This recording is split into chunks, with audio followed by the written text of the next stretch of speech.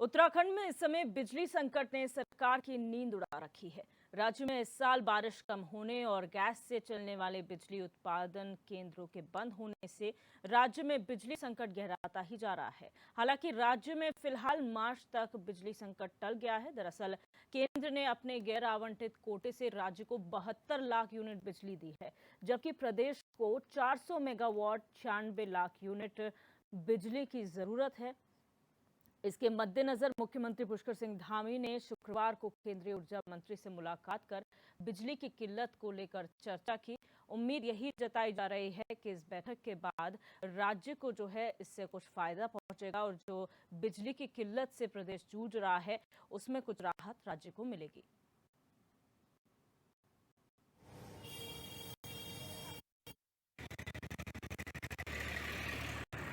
अभी 82 प्रोजेक्ट पिछले साल कमीशन हुई थी। 82 के बाद अब लखवाड़ प्रोजेक्ट पे वर्क अवार्ड हो चुका है। बहुत जल्दी उसमें कार्य प्रारंभ हो जाएगी और किशाऊ परियोजना को लेकर के भी हम लोग काफ़ी प्रयासरत हैं। लेकिन हमारे लिए जो सबसे ज़्यादा नुकसान हुआ था Bhagirathi valley eco sensitive zone के डिक्लेरेशन और भागीरथी नदी की सारे परियोजनाएं बंद होना और उसके साथ साथ अलकनंदा नदी में अब ऑफिशियली बैन तो नहीं है लेकिन अनऑफिशियली सारी परियोजनाएं रुकी हुई हैं और स्टेट के अनुरोध पर पीएमओ से लेवल पर मीटिंग भी रखा गया था। उसी बीच में जोशीमठ त्रासदी आ गई थी। जोशीमठ त्रासदी में अब कुछ लोगों ने एनटीपीसी के परियोजना के ऊपर ब्लेम लगा दिया है।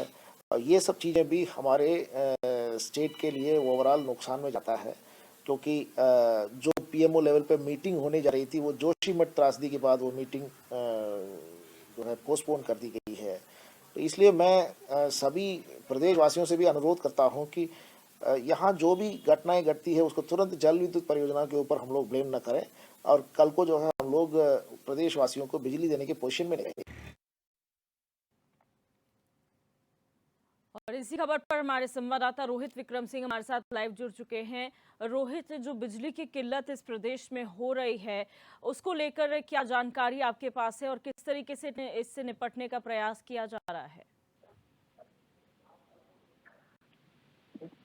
जी देखिए दिव्या, सबसे पहले जो ऊर्जा विभाग है, जो ऊर्जा सचिव मीनाक्षी सुंदरम, उन्होंने बड़ी चिंता जाहिर की है और चूंकि प्रदेश सरकार भी जो बिजली की किल्लत प्रदेश में उत्तराखंड में हो रही है इसको लेकर काफी चिंतित है और इसी के परिप्रेक्ष्य में मुख्यमंत्री पुष्कर सिंह धामी की करीब 1 घंटे बाद दिल्ली में 5 बजे शाम को केंद्रीय ऊर्जा मंत्री आरके सिंह के साथ महत्वपूर्ण बैठक होने वाली है।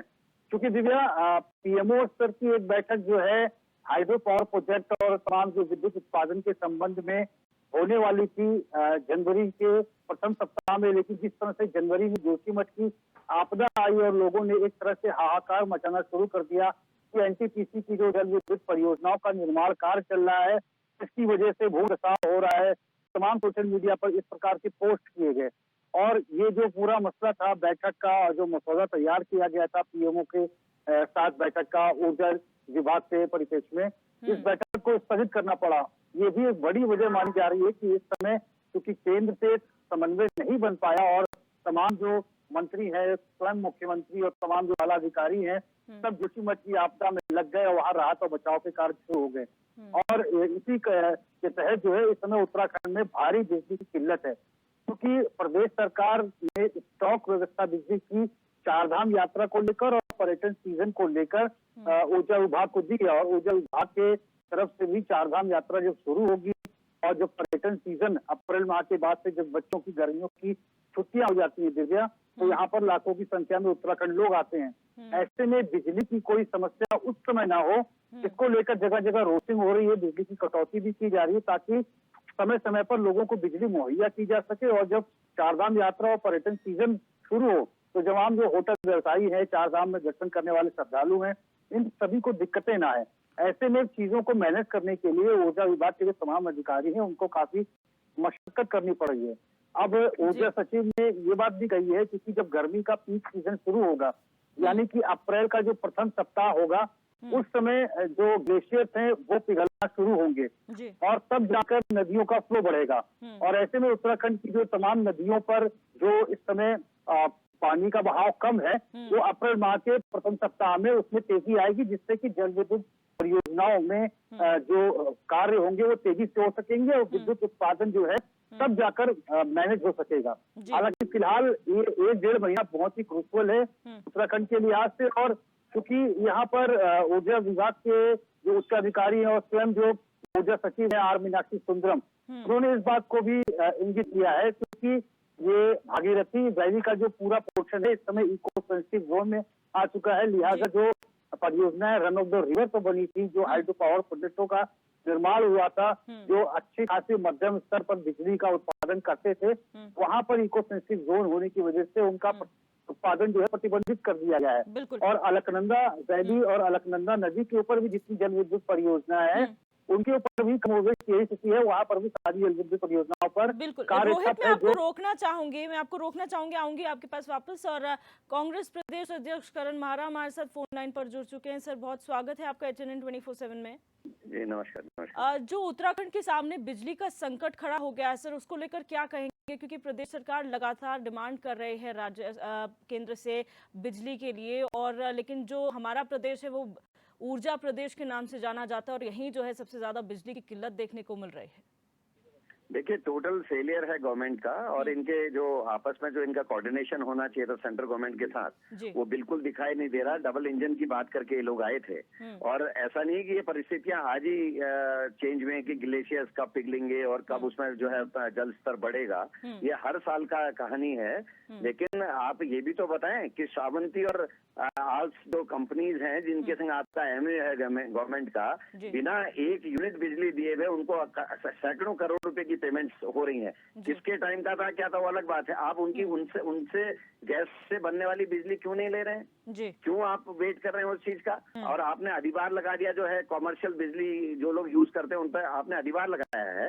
तो अगर आप जो श्रावंती और उससे भी अगर बिजली लेते तो वो कम से कम जो अधिभार हमारा पड़ रहा है, जो हमारा टैक्सेस पड़ रहे हैं, उसकी कुछ तो बचती, कुछ तो रेवेन्यू बचता। 200 करोड़ रुपए का कुछ तो बिजली लोगों को मिलती, और जो आम ग्राहक था उसको राहत मिलती। लेकिन आपने उनको अलग बैठा रखा और उनको हर साल का आप अलग से पैसा भुगतान कर रहे हैं। दूसरा, आपने खुद कहा कि ऊर्जा प्रदेश है, लेकिन ऊर्जा प्रदेश है लेकिन मैक्सिमम बिजली आपकी यूपी को जा रही है।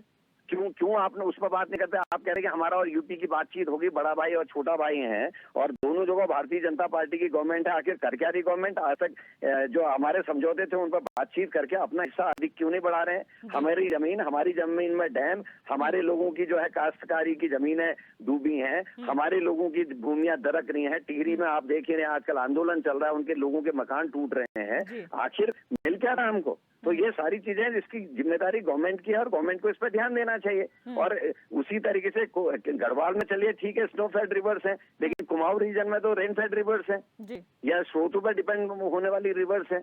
उस पर आप क्या कहेंगे? आपने और कोई वैकल्पिक व्यवस्था क्यों नहीं कर रहे हैं? क्या है ऊर्जा प्रदेश?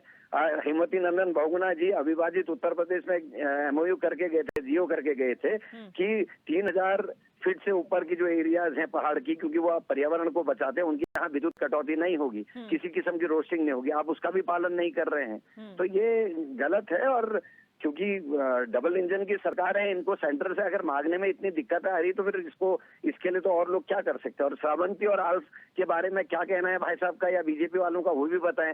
मैं तो चाहूंगा कि मीनाक्षी सुंदरम जी आके इसमें करें।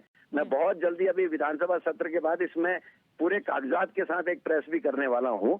Will see to this government क्या कर रहे हैं लोग। बिल्कुल, जिस तरीके से यहाँ पर दिल्ली में मौजूद है मुख्यमंत्री पुष्कर सिंह धामी, और कुछ ही देर में वो ऊर्जा मंत्री से भी मुलाकात करेंगे, क्या लगता है सर? क्योंकि बहुत लंबे समय तक तो हमारा प्रदेश केंद्र पर निर्भर नहीं रह सकता। हमें आपने कहा कि ऑल्टरनेटिव मेजर्स देखने होंगे, लेकिन आप जिस तरह से विपक्ष में बैठे हैं, आपका क्या सुझाव है कि क्या ऑल्टरनेटिव सोर्सेज हो सकते हैं?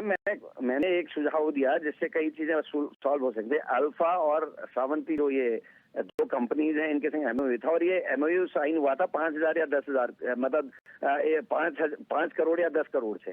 आज की डेट में आपको जानकर आश्चर्य होगा कि पिछले वर्ष 1 यूनिट बिजली इन दोनों कंपनी से नहीं ली, और लगभग 200 करोड़ रुपए का भुगतान करना है, जिसमें से आधे से ज्यादा भुगतान सरकार कर चुकी है। तो बिना 1 यूनिट बिजली लिए हुए 100 करोड़ रुपए आप कंपनीज को दे दे रहे हैं, और उसका जो मतलब ठीकरा फूट रहा है वो आम आदमी के सिर से फूट रहा है। 4 बार एक ही साल में 4 बार विद्युत के दाम बढ़ा दिए इन्होंने। मतलब मजाक चल रही है इस राज्य में। जी, बिल्कुल सर आप हम विपक्ष के लोग हमने प्रेस भी करी इस बारे में, सबको बताया, लेकिन सरकार को इतना मदमस्त है, इनके अधिकारी इतने ज्यादा निरंकुश हो गए हैं, बार बार मुख्यमंत्री को कहना पड़ा तेरी फाइल मेरी फाइल छोड़ दीजिए। और इनके कल मैं एक प्रवक्ता का सुन रहा था बयान के साथ, क्या करे अधिकारी सुन नहीं रहे। फिर क्या फायदा ऐसी गवर्नमेंट का जिसके अधिकारी नहीं सुन रहे? बिल्कुल कंट्रोल में अधिकारी नहीं लेते सर। विनोद चमोली जी बीजेपी विधायक हमारे साथ फोन लाइन पर जुड़ चुके हैं। सर बहुत स्वागत है आपका एचएनएन 24/7 में। जी नमस्कार सर, जो बिजली संकट गहरा रहा है प्रदेश में, उसको कैसे देखते हैं सर आप? क्योंकि लगातार जो है हमारे रिसोर्सेज लिमिटेड होते जा रहे हैं, लेकिन जो हमारी डिमांड है वो ज्यादा है। देखिए ऐसा है, स्वाभाविक बात है, समय के साथ डिमांड बढ़ेगी जी। और अभी क्योंकि कुछ ऐसी परिस्थितियां बनी, बारिश भी कम हुई, उत्पादन भी कम हुआ है जी, लेकिन सरकार उसका समाधान निकाल रही है। आपको मालूम है कि उस पे लगातार बातचीत हो रही है, केंद्र उसको बैकअप सिस्टम दे रहा है हमको। तो कहीं ना कहीं हम लोग उसके लिए खुद चिंतित हैं और प्रयासरत हैं, और मैं समझता हूँ ये दिक्कत आएगी नहीं, क्योंकि समय से इसको नोटिस कर लिया गया है, एड्रेस किया गया है इस प्रॉब्लम को, और समय से हम इसको कंट्रोल कर लेंगे। ठीक है सर। यहाँ पर कांग्रेस प्रदेश अध्यक्ष करण मारा हमारे साथ जुड़े हुए हैं और उन्होंने कहा कि जो आपकी 2 एजेंसियां जिनके साथ आपने एमओयू साइन किया था वो कोई काम नहीं कर रहे हैं, उनसे आप कुछ बिजली यूनिट रिसीव नहीं कर रहे हैं और खाली उनको भुगतान पे भुगतान किया जा रहा है। उस पर क्या कहेंगे सर? ऐसा होता नहीं है, लेकिन हो सकता है उनकी कोई इन्फॉर्मेशन हो इस बारे में जी। अगर ऐसी कोई अनियमितता हो रही तो निश्चित तौर पर सरकार उसको देखेगी और उस पर कार्रवाई करेगी। बिल्कुल। करण महाराज जी, अगर आप मुझे सुन पा रहे हैं तो प्लीज आप बताएं कि मैं क्योंकि विनोद भाई के साथ मैंने काम किया है, मैं जानता हूँ इनमें बहुत योग्यता है, और मेरे ख्याल से उनकी जानकारी में मैं मिल के इनको उसके कागजात भी दूंगा। सूचना के अधिकार पे हमने सब निकालना है। और विनोद भाई अगर मेरी बात सुने, उनको बता भी दीजिएगा, ये श्रावंती और एल्स करके 2 कंपनीज है, वो एमओयू किसकी गवर्नमेंट में हो ये इतर बात है, लेकिन इधर पिछले वर्ष बिना 1 यूनिट बिजली लिए हुए उनको 200 करोड़ रुपए का उनके लिए मतलब देने की जिम्मेदारी सरकार ने ली है, और इसमें अधिकारी मिले हुए हैं। मैं जल्दी ही सारे कागजातों के साथ बड़ी प्रेस देहरादून में इस विषय को लेकर करूंगा। और विनोद भाई जैसे जो जागरूक विधायक हैं, ऐसा नहीं कि कांग्रेस और बीजेपी की लड़ाई नहीं है, लेकिन जो जागरूक विधायक है मैं उनका साथ भी चाहूंगा ताकि गवर्नमेंट को प्रेशर में लें। और मैं ये भी कहना चाहता हूँ आपके माध्यम से कि जो कॉमर्शियल बिजली खर्च करते हैं उनके पास अधिभार लगाया है गवर्नमेंट ने अभी 2 महीने 2.5 महीने पहले। हम कह रहे हैं आप अधिभार लगा रहे हो, लेकिन उनको बिजली गैस से बनने वाली बिजली प्रदान करिए ना, क्योंकि आज को आप 200 करोड़ रुपए तो दे ही रहे हैं आज और श्रावंती को, तो उसमें कुछ तो एकोमोडेट होगा पैसा, गवर्नमेंट का कुछ तो सेविंग होगी, कुछ बिजली की बचत होगी। ठीक है। विनोद चमोली जी, आपने सुना अभी करण महाराज जी को। हम ये जानना चाहेंगे कि केंद्र से तो आपकी डिमांड है, लेकिन ऑल्टरनेटिव सोर्सेज के लिए क्या कर रही है सरकार? क्योंकि जिस तरीके से लिमिटेड रिसोर्सेज होते जा रहे हैं। जी ने उठाया बड़ा गंभीर है जी, और तो हम भले राजनीतिक दल अलग हों, लेकिन इस प्रदेश के निवासी हैं जी, और जिम्मेदार लोग हैं जी। और यदि ऐसी कोई इन्फॉर्मेशन उनके पास है, क्योंकि मेरे पास तो नहीं है जी, उनके पास है, और मुझे अगर उपलब्ध हो जाएगी मैं प्रयास करके उसको इन्फॉर्मेशन लेने की स्वयं का समय भी कोशिश करूंगा जी। लेकिन ये इन्फॉर्मेशन मुझ तक आएगी तो निश्चित तौर पर जहाँ बात करनी चाहिए वो बात रखी जाएगी, और इस प्रदेश में ऐसा होने नहीं दिया जाए जी। बिल्कुल, आप दोनों का बहुत शुक्रिया सर, विनोद चमोली जी आपका भी और करण महाराज जी आपका भी हमारे साथ जुड़ने के लिए और अपनी बात रखने के लिए। रोहित विक्रम सिंह हमारे संवाददाता हमारे साथ लाइव बने हुए हैं। रोहित, बीजेपी कांग्रेस दोनों का पक्ष आपने सुना, और अब कांग्रेस का पक्ष ये था कि 2 ऐसी कंपनियां हैं जिनके साथ प्रदेश सरकार ने एमओयू साइन किया था, एक एल्प्स और एक श्रावंती। उनके पास आपने भुगतान तो कर दिया, लेकिन उनसे 1 भी यूनिट बिजली आपने पिछले कुछ समय में नहीं ली है। तो क्या कितनी जानकारी आपके पास इस मुद्दे को लेकर है, और क्या ये पब्लिक डोमेन में है ये इन्फॉर्मेशन? देखिए दिव्या, इस मसले को लेकर जैसा कि कांग्रेस प्रदेश अध्यक्ष करण मारा ने कहा कि उन्होंने सूचना के अधिकार पर ये सारी चीजें निकाली हैं। हम निश्चित तौर पर जब उनसे मुलाकात करेंगे तो इस बाबत चीजों को समझने का प्रयास करेंगे। हालांकि जो ऊर्जा सचिव आर मीनाक्षी सुंदरम है, उन्होंने कहा है कि उत्तराखंड में जो गैस आधारित विद्युत जो प्लांट हैं उनमें इस समय अंतर्राष्ट्रीय बाजारों में गैस के दाम बहुत ज्यादा हैं इस समय, और इसी वजह से प्रदेश में इसको लेकर उत्पादन नहीं हो पा रहा है। यानी कि जो हाइड्रो पावर प्रोजेक्ट, जो जल विद्युत परियोजनाएं जो नदियों पर बनी है, उनमें भी इस समय उत्पादन बेहद धीमी गति से चल रहा है, और जो गैस आधारित विद्युत प्लांट है उनमें भी उत्पादन नहीं हो पा रहा है। तो समझा जा सकता है कि उत्तराखंड की दृष्टि से कितनी संवेदनशील बात है, और क्योंकि अब पर्यटन सीजन भी और चारधाम यात्रा भी शुरू होने वाली है। ऐसे में सरकार के सामने बहुत बड़ी चुनौती होगी प्रदेश को बिजली मुहैया कराने की, जिसकी पिछले 1 से 1.5 महीने तक प्रदेश को बिजली के संकट से जूझना पड़ सकता है। क्योंकि जो जल विद्युत परियोजना की बात, जैसा कि सचिव साहब ने कही थी कि प्रथम सप्ताह में जल विद्युत परियोजना में विद्युत उत्पादन में तेजी आएगी। तो ऐसे में समझा जा सकता है कि करीब अभी पूरा मार्च और अप्रैल लगभग 2 हफ्ते बाद से ही उत्तराखंड वासियों को, समूचे उत्तराखंड को पर्याप्त बिजली मिल पाएगी। फिलहाल रोस्टिंग का सामना यहाँ पर प्रदेशवासियों को करना पड़ेगा। अभी फिलहाल दिव्या जो है, प्रदेश में 20,000 यूनिट जो बिजली की जो कमी है फिलहाल दर्शाई गई है और पूरा प्रयास सरकार की तरफ से यही हो रहा है कि भारत सरकार से कुछ मदद मिल सके। हालांकि बहुत सारा हिस्सा जो है उत्तर प्रदेश और अन्य राज्यों को भी बिजली सप्लाई की जाती है। इस दिशा में क्या कुछ राज्य सरकार आगे कदम उठाएगी, भारत सरकार किस रूप में सहयोग करेगी, गैस आधारित जो विद्युत प्लांट है उनमें कैसे उत्पादन शुरू किया जा सकता है और जिन कंपनियों का आवंटन जो भुगतान हो चुका है, क्या आखिर सरकार उनसे बिजली क्यों नहीं ले पा रही है, इन तमाम मसलों को लेकर निश्चित तौर पर मुख्यमंत्री पुष्कर सिंह धामी की मुलाकात केंद्रीय ऊर्जा मंत्री से जब अभी शाम को 5 बजे होगी, तमाम बिंदुओं पर चर्चा होगी और उम्मीद यही की जा रही है कि इसके बाद जो है कोई एक बड़ा निष्कर्ष निकल पाएगा और उत्तराखंड में ऊर्जा संकट जो है आने वाले समय में दूर हो सकेगा। बिल्कुल रोहित, आपने एक जिक्र किया वाटर फ्लो जो है यहाँ पर कम हुआ है क्योंकि बारिश इस बार ज्यादा नहीं हुई है, लेकिन आपने कहा कि अप्रैल मई के बाद जो है यहाँ पर एक बार फिर से जो है ग्लेशियर्स मेल्ट करेंगे, उसके बाद वाटर फ्लो है जो बढ़ेगा। लेकिन जो वेदर कंडीशंस बन रहे हैं, जो ग्लोबल वार्मिंग की वजह से कंडीशंस चेंज हो रहे हैं, बारिश कम हो रही है, तो जो पूरा वाटर साइकिल है वो डिस्टर्ब हो गया है। अगर ग्लेशियर्स मेल्ट करते हैं तो दोबारा ग्लेशियर्स फॉर्म होने के लिए आपको उतनी प्रॉपर बारिश और उतना टेम्परेचर चाहिए जो अभी नहीं बन रहा है। उस केस में क्या सरकार इस ओर भी ध्यान दे रहे हैं कि हमारा प्रदेश और कितना ज्यादा दोहन जो है नेचुरल रिसोर्सेज का करने में सक्षम है? अभी अगर लीगल तौर पे कहा जाए जितना रिक्वायर्ड है, कितना कर सकते हैं? क्या इस ओर भी ध्यान दिया जा रहा है? बिल्कुल, निश्चित तौर पर सभी स्रोत जो है, जो बिजली उत्पादन के सभी स्रोत हैं, इनको संजो के रखना, इनको एकत्र करने की ओर राज्य सरकार का प्रयास है। अब क्योंकि इस बार 70% बरसात जो है जनवरी के बाद से कम हुई है, तो अंदाजा लगाया जा सकता है कि कितनी बड़ी विकराल समस्या है। अमूमन हर साल ये होता नहीं था क्योंकि जनवरी के बाद बरसात होती थी और अच्छी खासी अच्छे पैमाने पर बरसात होती थी, जिस वजह से जो हाइड्रो पावर प्रोजेक्ट हैं उनमें बिजली का उत्पादन तेजी से हो पाता था। मैं पास का ये एक उदाहरण देना चाहूंगा दिव्या। अभी हम देहरादून से जब मसूरी रोड की तरफ चलते हैं तो एक छोटा सा जल विद्युत एक प्रोजेक्ट है, hydro power project Galogi power house है। वह वो ईस्ट इंडिया कंपनी की तरफ से जब अंग्रेजों का शासनकाल था तब लगाया गया था और अभी भी वहाँ से विद्युत उत्पादन होता है और समूचे मसूरी को गोलोगी पावर हाउस से विद्युत की आपूर्ति की जा सकती है। वहाँ पे जो नदी आती है उसके तकनीक से ही बिजली का उत्पादन होता है।